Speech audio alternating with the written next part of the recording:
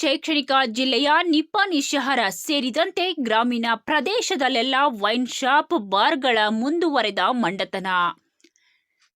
ವೀಕ್ಷಕರೇ, ಸೂರ್ಯೋದಯ ಆಗುವ ಮೊದಲೇ ಸಾರಾಯಿ ಅಂಗಡಿಗಳು ಓಪನ್. ದಿನದಿಂದ ದಿನಕ್ಕೆ ಸಾರಾಯಿ ಮಾಫಿಯಾ ಸಾಮ್ರಾಜ್ಯ ಹಾವಳಿ ಹೆಚ್ಚಾಗುತ್ತಿದೆ ಹೊರತು ಯಾವುದೇ ರೀತಿಯ ಸರ್ಕಾರಿ ನಿಯಮ ಪಾಲನೆ ಮಾಡುವುದಿಲ್ಲ.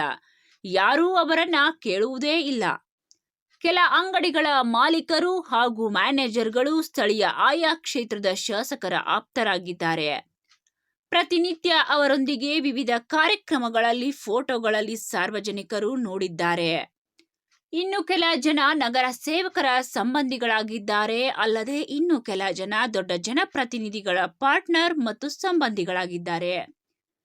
ಅಲ್ಲದೆ ಅಬಕಾರಿ ಇಲಾಖೆಯ ಅಧಿಕಾರಿಗಳು, ಸಿಬ್ಬಂದಿಗಳು ಈ ವೈನ್ ಶಾಪ್ಗಳ ಹಾಗೂ ಬಾರ್ಗಳ ಪಾಲುದಾರಿಕೆಯನ್ನ ಹೊಂದಿದ್ದಾರೆ ಎಂಬ ಸಂಶಯ ವ್ಯಕ್ತವಾಗುತ್ತಿದ್ದು, ಈ ಸಾರಾಯಿ ಮಾಫಿಯಾ ದಂಧೆ ಹಲವಾರು ದಿನಗಳಿಂದ ನಡೆದುಕೊಂಡು ಬಂದಿದೆ ಎಂದು ಇಡೀ ಜಿಲ್ಲೆಗೆ ಗೊತ್ತಿರುವ ವಿಷಯ.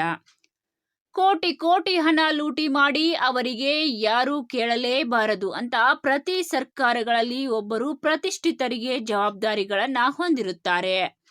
ಹೀಗಾಗಿ ಯಾರಿಗೂ ಸಹ ಈ ಮಾಫಿಯಾ ನಿಲ್ಲಿಸಲು ಸಾಧ್ಯವಿಲ್ಲದಂತಾಗಿದೆ. ಒಂದು ವೇಳೆ ನಿಲ್ಲಿಸಲು ಪ್ರಯತ್ನಿಸಿದರೆ ಅಂತಹವರ ಜೀವಕ್ಕೆ ಕುತ್ತು ಖಂಡಿತ. ಸಾರಾಯಿ ಮಾಫಿಯಾ ತನ್ನದೇ ರೂಲ್ಸ್ ಮಾಡಿಕೊಂಡಿದೆ. ನಗರದಲ್ಲಿ ವೈನ್ ಶಾಪ್ಗಳ ಸೇರಿದಂತೆ ಬಾರ್ಗಳ ಸರ್ಕಾರ ನಿಯಮ ಪಾಲಿಸುವುದಿಲ್ಲ. ಸರ್ಕಾರ ಇವರ ನಡೆಸುವಂತಾಗಿದೆ ಅನಿಸುತ್ತಿದೆ.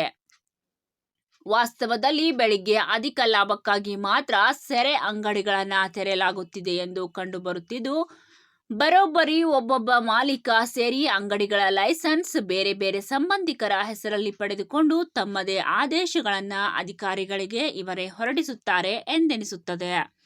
ಬೆಳಗ್ಗೆಯಿಂದ ಬಹಿರಂಗವಾಗಿ ಮದ್ಯ ಮಾರಾಟವಾಗುತ್ತಿದೆ. ಸರ್ಕಾರಿ ಬೆಲೆ ಬಿಟ್ಟು ಇವರದೇ ಬೆಲೆ ನಿಗದಿಪಡಿಸಿದ್ದಾರೆ.